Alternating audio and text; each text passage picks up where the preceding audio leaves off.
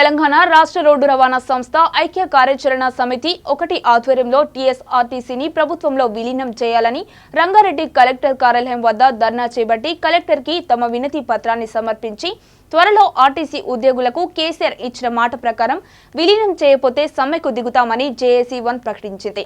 ధర్నాలో JAC convener Hanumanthu Mudiraj, co convener Anjaneyulu Goud, Aruna తదితర RTC కార్మికులు పాల్గొన్నారు. టీఎస్ఆర్టీసీని ప్రభుత్వంలో విలీనం చేశామని ముఖ్యమంత్రి కాకముందు, తెలంగాణ ఏర్పడకముందు మరి ఏదైతే కల్వకుంట్ల చంద్రశేఖరరావు గారు హామీ ఇవ్వడం జరిగినది. మరి ఇప్పుడు ముఖ్యమంత్రిగా అయ్యారు, 2 సార్లు కూడా ముఖ్యమంత్రి చెప్పడం జరిగినది.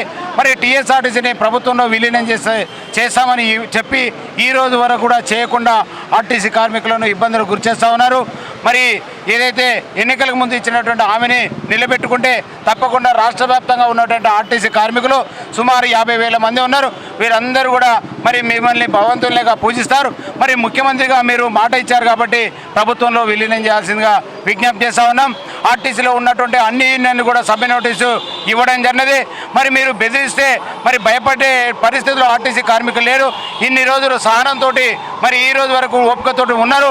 దాదాపు మరి ప్రభుత్వం ఏర్పడి ఇన్ని సంవత్సరాలు అయినప్పటికీ కూడా మరి ముఖ్యమంత్రిగా మీరు తప్పకుండా ఆర్టీసీని ప్రభుత్వంలో విలీనం చేయకుండా మరి ఇబ్బందులకు గురి చేస్తూ ఉన్నారు. అందుకే కోరుతా ఉన్నాం, ఆర్టీసీలో కొత్త బస్సులు కొనట్లేదు, అదేవిధంగా పే స్కేల్ జరగాల్సింది పే స్కేల్ జరగట్లేదు, మరి అదేవిధంగా రిక్రూట్మెంట్ చేయలేదు. పెంచిన పరిమాణంతో ఆర్టీసీ కార్మికులు అనేక ఇబ్బందులు గురవుతూ ఉన్నారు. అదేవిధంగా అనేక ఇబ్బందులు గురవుతున్నటువంటి సందర్భంగా అన్నిటికీ పరిష్కారం ఒకటే, టీఎస్ఆర్టీసీని ప్రభుత్వంలో విలీనం చేస్తే అన్ని సమస్యలకు పరిష్కారం ఒకటే అవుతుంది.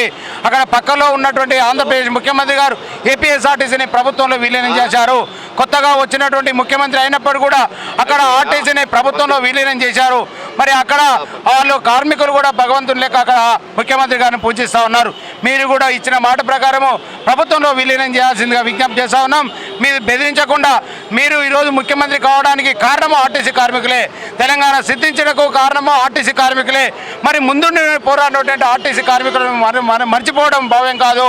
తప్పకుండా మీరు ఏదైతే తెలంగాణకు రావడానికి ఏ విధంగా అయితే పోరాటం చేశారో మిమ్మల్ని స్ఫూర్తిగా తీసుకొని టీఎస్ఆర్టీసీని ప్రభుత్వంలో విలీనం అయ్యేంత వరకు కూడా పోరాటం చేస్తాం. నా పేరు Gundla Anjaneyulu, BKU union state president. ఈరోజు ఆర్టీసీని ప్రభుత్వంలో విలీనం చేయాలనే ఉద్దేశంతో రాష్ట్రం మొత్తం అందరు కలెక్టర్లకు మేము వినతి పత్రం ఇస్తున్నాం. దాని సందర్భంగా రంగారెడ్డి జిల్లా కలెక్టర్కి కూడా వినతి పత్రం ఇచ్చాం. అయితే మేము ముఖ్యంగా మీ మీడియాతో చెప్పేది ఏంటంటే, ముందు ఆర్టీసీ లాస్లో ఉందనే ఇంప్రెషన్ మీరు పొడగొట్టాలి. ఆర్టీసీ లాస్లో ప్రభుత్వం చేస్తున్నది. ఆర్టీసీ ప్రభుత్వం లాస్లో ఆర్టీసీని ఎట్లా తోస్తున్నదో దమ్ముంటే గౌరవనీయులైన మన ముఖ్యమంత్రి గారు రండి, మేము జేఏసీ-1 నుంచి మా నాయకులు వచ్చి ఛాలెంజ్ చేస్తాం, మేము ప్రూవ్ చేస్తాం మీరు ఎట్లా లాస్లో మమ్మల్ని అది చేస్తున్నారు, ఎట్లా చేస్తున్నారు. మీరు కావాలంటే అసెంబ్లీ ముందు కూర్చుంటారా, లేకుంటే చార్మినార్ దగ్గర కూర్చుంటారా, మీరు మమ్మల్ని ఆర్టీసీలో లాస్లో తోసేస్తున్నారు.